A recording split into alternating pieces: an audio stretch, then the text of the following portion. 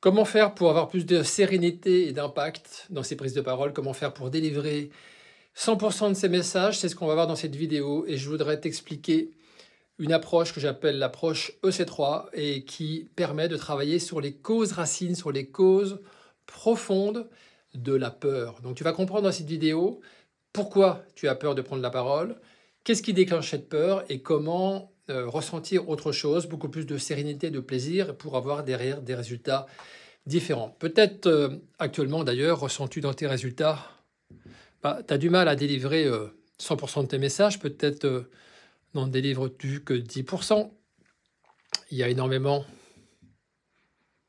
de stress, d'hésitation. Et tu voudrais quoi à la place? Allez, on va l'appeler résultat R'. Tu voudrais pouvoir délivrer 100% de tes messages. Tu voudrais être plus serein. Tu voudrais prendre du plaisir. Oui, mais comment faire? Tu as peut-être essayé plein de choses. Tu as fait de la sophrologie, de l'hypnose. Tu arrives à, malgré tout, produire des résultats dans tes prises de parole, mais au prix d'une consommation d'énergie énorme. Tu te crames de l'intérieur, tu prépares énormément, tu anticipes énormément, tu surprépares même. Et tu n'arrives pas en fait à trouver une façon beaucoup plus écologique avec toi-même de prendre la parole en étant plus serein pour délivrer 100% de tes messages et en prenant du plaisir. Donc, Einstein disait, la folie chez les êtres humains, c'est de penser qu'on peut avoir des résultats différents en faisant la même chose. Donc, je vais t'expliquer comment faire différemment pour avoir des résultats différents. Et pour ça, je vais t'expliquer le processus lié à mon approche EC3 qui permet de travailler sur les causes profondes et donc pour avoir des résultats différents. Et on va, pour ça, construire une pyramide. Et tu vas voir que la pyramide, elle va t'expliquer tout ce qui se passe et toutes les relations de cause à effet. Tout en haut de la pyramide, on trouve les résultats produits, les résultats actuels, et puis le résultat cible, celui qu'on veut avoir. Les résultats sont intimement liés aux actions que je mène. Les actions sont liées aux décisions que je prends. Là-dessus, rien de nouveau. Je décide, j'agis, j'ai des résultats. Sauf que toi, à l'heure actuelle, tu es dans cette boucle-là. Ah, évidemment, les décisions, les actions et les résultats sont bien sûr liés à l'état émotionnel. À l'heure actuelle, peut-être ressens-tu énormément de peur avant de prendre la parole. Et cette peur, elle déclenche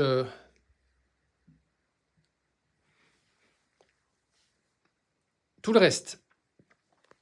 Ah, peut-être qu'en penses-tu en préparant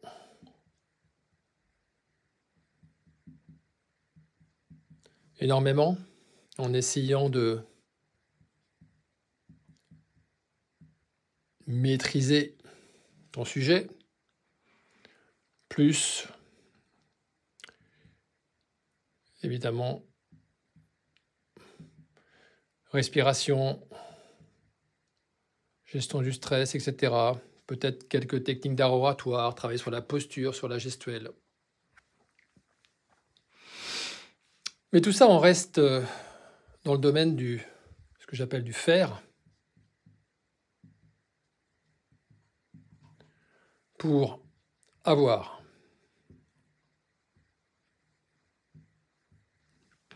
Et finalement, actuellement, tu restes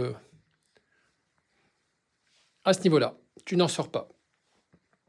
Et tu te rends bien compte que ça ne suffit pas. Si tu es en train de regarder cette vidéo, c'est que justement, ça ne suffit pas. Que tu es bloqué dans cette relation de cause à effet. Tu prépares beaucoup, tu maîtrises ton sujet. Tu as fait énormément peut-être de formation, de techniques, d'art oratoire, de la gestion du stress, de la sophrologie, de l'hypnose. Et ça ne te conduit pas là où tu veux. Donc peut-être ça fait longtemps que tu es dans cette situation. Peut-être y a-t-il eu un événement particulier d'ailleurs qui t'a conduit à être de plus en plus hésitant. Et après, tu déclenches la peur d'avoir peur. Tu ne veux pas revivre la situation. Ou peut-être tu sens que la situation se dégrade. Et tu prépares, tu maîtrises. Et ça ne fonctionne pas. Donc ça veut dire qu'il y a autre chose qui rentre en jeu. C'est justement ce que je vais te décrire là, dans ce processus. Ce qui déclenche les émotions, c'est ça qui est intéressant. C'est la façon dont tu perçois les choses. Mes perceptions. Une perception, c'est un équilibre subtil entre ce que je perçois comme un inconvénient ou un avantage d'une personne, d'une situation, d'une circonstance. Si, par exemple, j'ai un comité, une réunion, un codir demain à 10 heures, je vais possiblement anticiper que ça va mal se passer. Donc je vais déclencher de la peur avant. Et cette peur avant, ça veut dire quoi? Ça veut dire que je vais, dans mon équilibre de perception, y voir beaucoup plus d'inconvénients que d'avantages. Ce déséquilibre de perception déclenche physiologiquement une émotion qui s'appelle la peur. L'émotion, relevez le trait, symétrique serait de dire ah non, en fait, ça va super bien se passer demain dans mon codir, donc j'anticipe que ça va bien se passer, donc j'anticipe beaucoup plus d'avantages que d'inconvénients. Okay. Dans ce cas-là, je ne vais pas ressentir de la peur avant. Je vais ressentir de l'excitation.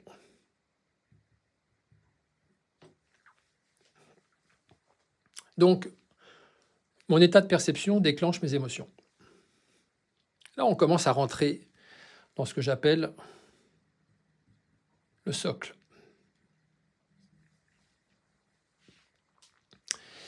Mes perceptions elles-mêmes sont influencées en amont par des filtres. Il y en a deux.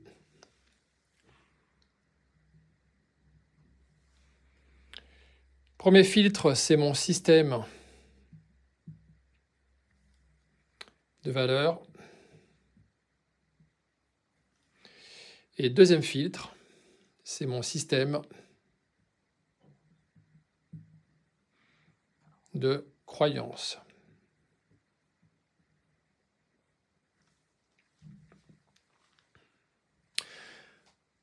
Mon système de croyances, ça peut être par exemple, j'ai la conviction que si on entend ma voix qui tremble dans ma posture de manager, on va me prendre pour quelqu'un de pas à la hauteur de ma fonction.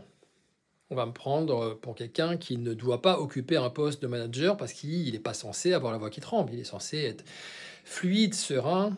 Il est censé ne pas avoir peur de prendre la parole. Donc si j'ai ce système de croyance en place, ancré, je vais déclencher une perception qui est « Waouh, dans mon codir demain à 10 heures, ça risque de mal se passer parce qu'on va entendre ma voix qui tremble.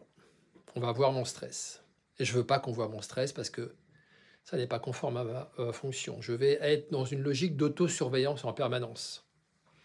Donc je vais anticiper plus d'inconvénients que d'avantages. Ça déclenche une émotion qui est la peur. Donc on voit bien que la façon dont je filtre ma future situation avec les lunettes de mes croyances, je vais déclencher un équilibre de perception et donc je vais avoir un état émotionnel consécutif. Par contre, si j'ai la croyance que même si je tremble, ça n'enlève pas ma posture de légitimité dans ma fonction, j'en ai la conviction, eh bien dans ce cas-là, je ne vais pas du tout percevoir mon codir du lendemain de la même manière. Je vais plutôt anticiper ça avec une relative neutralité émotionnelle. Je me dis, ok, je pense que j'ai la voix qui tremble, c'est possible, mais c'est pas grave.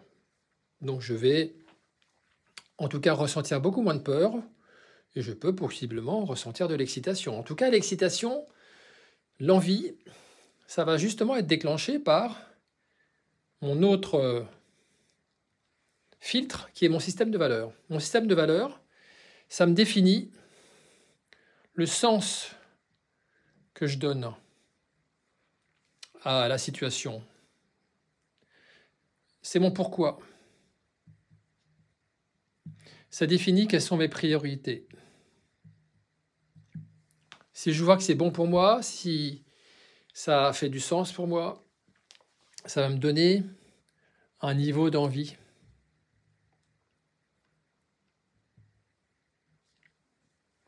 Donc si j'ai très envie, par exemple, je suis à 9 sur 10, si j'ai la croyance que même si j'ai la voix qui tremble, ça n'enlève pas ma légitimité dans ma prise de parole, je peux tout à fait avoir la voix qui tremble, même en tant que manager, je vais percevoir que dans mon que dire du lendemain, ça va bien se passer.